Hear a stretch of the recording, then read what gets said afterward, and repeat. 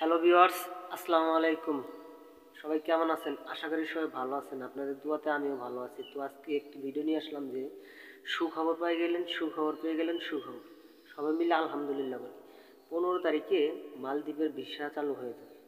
তো ভিসার জন্য সবাই যতটুকু অপেক্ষা করতেছেন, আশা করি 15 তারিখের মধ্যে সবাই পেয়ে যাবেন।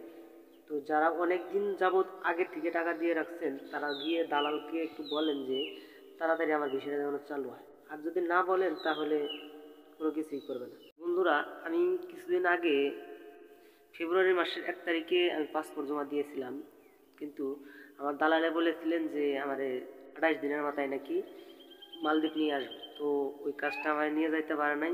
ঠিক আছে, তো আর 2 মাস পরে আমার নিয়ে গিয়েছিল, গিয়ে আমার নিয়ে ফ্রি ভিসা দিছিল। তো ওইখানে ফ্রি ভিসার কোনো কাজ নাই। তো এখন নতুন করে 15 তারিখে নাকি নতুন ভিসা চালু হবে, ওয়ার্ক ভিসা। তো বন্ধুরা, যারা যারা টাকা দিচ্ছেন বা দিবেন, যারা অনেকে আমরা জানি, তো অনেকে অনেক দিন আগে টাকা পয়সা দিয়ে রাখছেন, তো দালালি কিছু নিতে পারতেছে না। তো ওদের যে একটু চাপ দেন, চাপ দিলে হয়তো নেবে।